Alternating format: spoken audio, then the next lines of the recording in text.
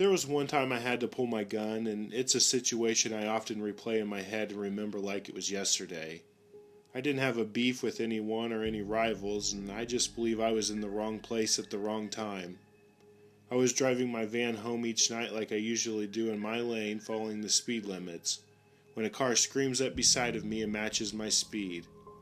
I look over and see two kids, probably about 18 to 21 years old, in a car with a sunroof.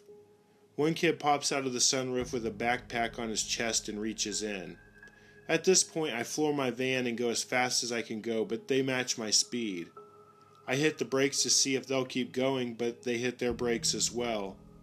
I do a quick check to catch the plate, but the car didn't have any plates. I checked traffic and made a quick U-turn, and they did the same. All of a sudden I hear my side window break, and I see the kid reach into the backpack again and pull out a rock the size of a grapefruit and throw it again, slamming the rock into my van. The kids were laughing. Since my window is now broken, I can hear the driver yell, "Use the gun! Use the gun!" Now stop for a second and put yourself in my shoes.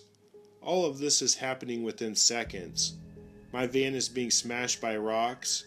I can't outrun, nor would it be safe to, in a residential area. These kids aren't letting up, and I hear, "Use a gun, use a gun."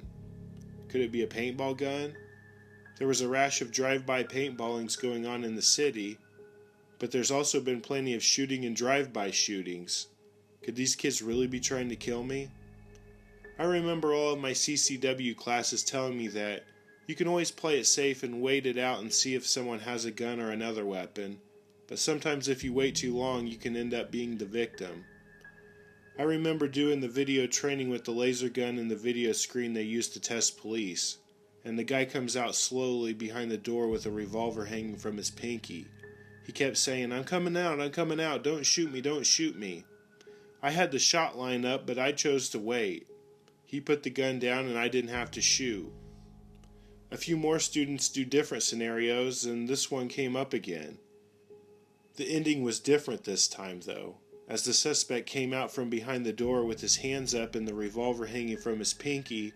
In a split second, he spun his hand and was able to fire before the student was even able to get off a shot. So remember, these thoughts are flying through my brain in a matter of milliseconds. They weren't even thoughts, really. They were more like pre-programmed instincts from playing the what-if game constantly.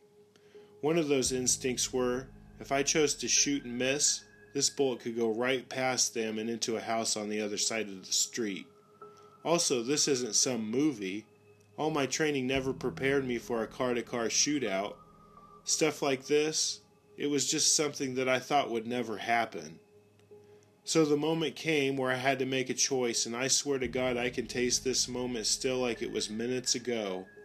One glance over at the kid in the sunroof, and he's reaching into another compartment of his backpack. One glance at the driver, and he's looking ahead on the road, and looked over at me and began laughing. I'm left-handed, so with my left hand on the wheel, I cross-draw with my right hand, swinging my firearm across the passenger seat and pointing it straight at his head. From the thousands and thousands of practice pulls, both left and right-handed, the pull was instant. Right hand grab, thumb unlatches the concealed holster tab. As I'm pulling, the safety is turned off. Trigger finger remains at the side of the gun, but the moment that you can't practice is the moment a human being becomes your target.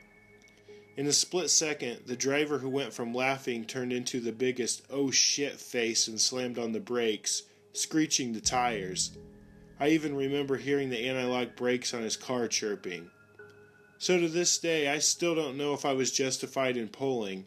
As many others have said, only pull if you intend to shoot. I pulled because I heard them say, use the gun, and I wasn't able to remove myself from the situation. However, the moment I pulled, they chose to brake, so I'm still not sure. Even if I was right for drawing, I am extremely thankful that I did not have to take some kid's life. Even if they were intending to shoot up my van for whatever reason, I'm just grateful nobody's life was taken that night.